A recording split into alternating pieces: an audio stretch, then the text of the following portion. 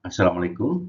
Kali ini kita akan membahas tentang aset tetap dan aset tak berwujud dalam berbagai macam aspeknya. Ada beberapa catatan awal. Pertama, bahwa aset tak berwujud semakin besar peranannya dalam dunia modern.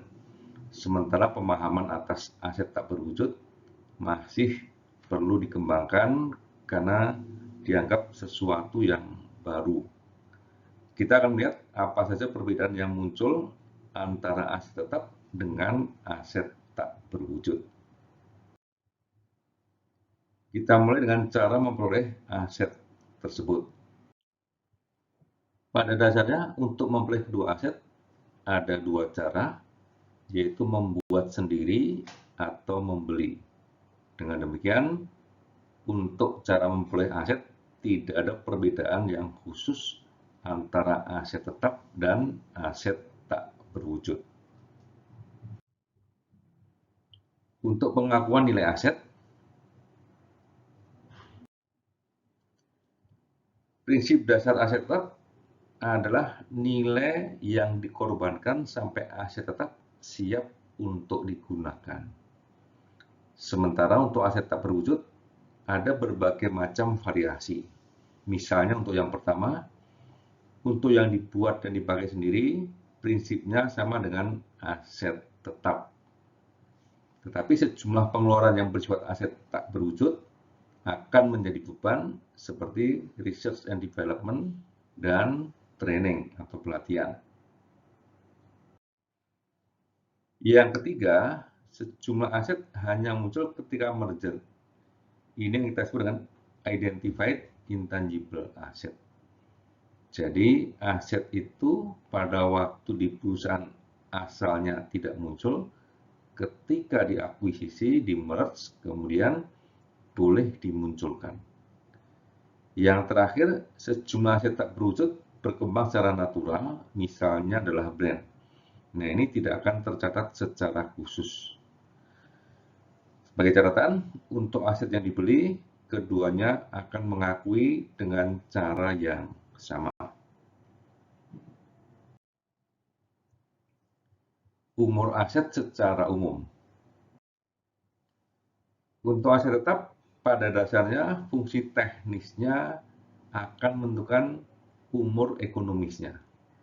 Jadi prinsipnya adalah fungsionalitas dari aset itu atau intensitas penggunaan. Jika intensitasnya tinggi, maka umurnya akan lebih pendek.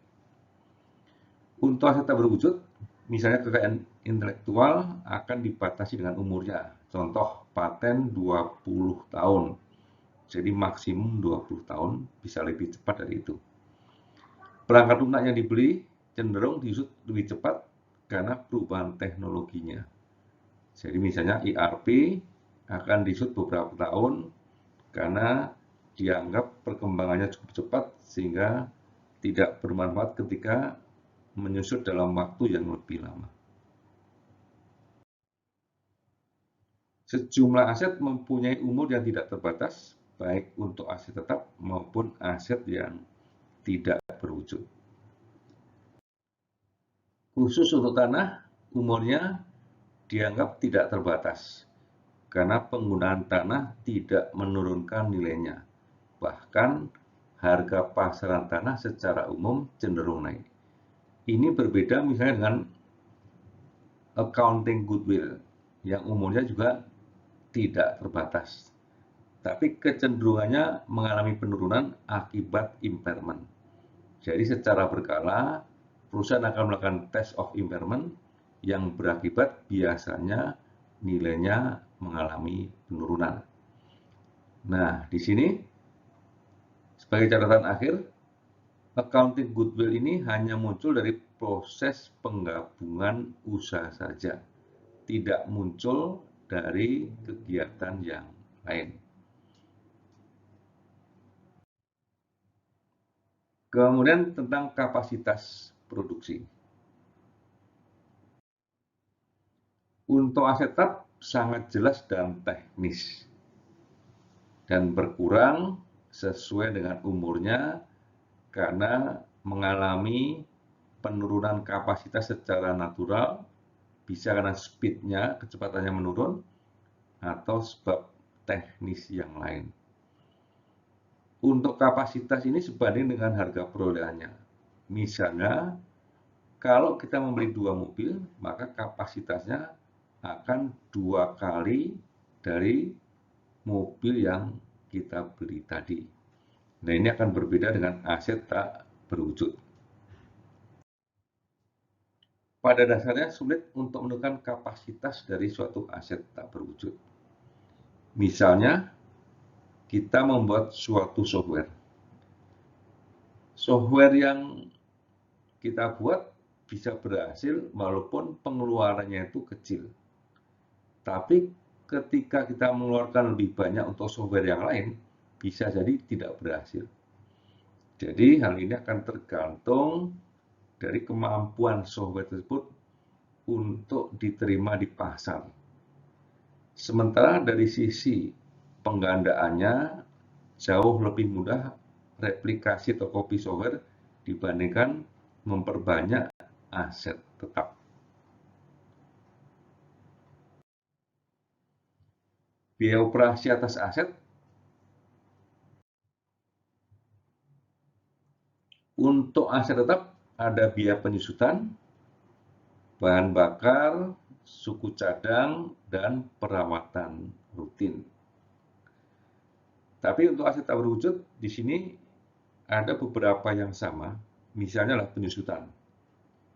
Sementara khusus sejumlah aset tak berwujud seperti hak atas kekayaan intelektual perlu registrasi yang memerlukan biaya. Untuk perangkat lunak tertentu ada biaya lisensi ketika menggunakan dan sejumlah modifikasi, misalnya perangkat ERP kita. Untuk biaya tertentu seperti research and development, bahkan paling mungkin dicatat sebagai biaya, bukan aset. Jadi langsung biaya dan tidak muncul sebagai aset di neraca. Kemudian untuk disposal, aset tetap yang besar bisa memerlukan biaya disposal yang tinggi. Tetapi appraisal di sini atas nilai sisanya relatif lebih mudah. Nah, ini akan berbeda dengan aset tak berwujud, akan ada keragaman dalam proses disposalnya.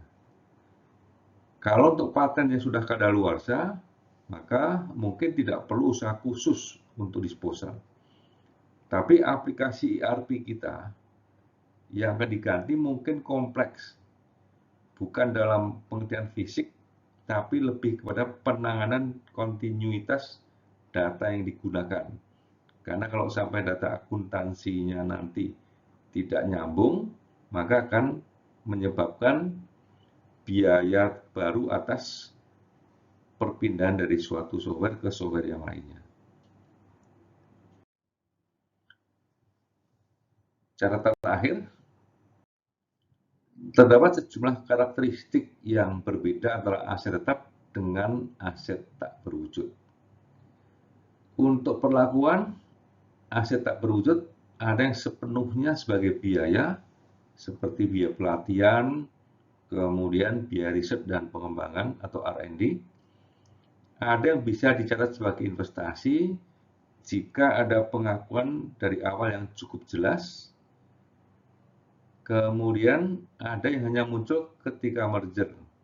Jadi waktu perusahaan yang dibeli tersebut melakukan kegiatan yang terkait dengan aset tak berwujudnya tidak tercatat, tapi ketika perusahaan dijual, maka si pembeli perusahaan berhak mencatatnya. Untuk pola operasi tak berwujud juga memunculkan penanganan yang khas, berbeda dengan aset tetap. Demikian, semoga bermanfaat. Wassalamualaikum warahmatullahi wabarakatuh.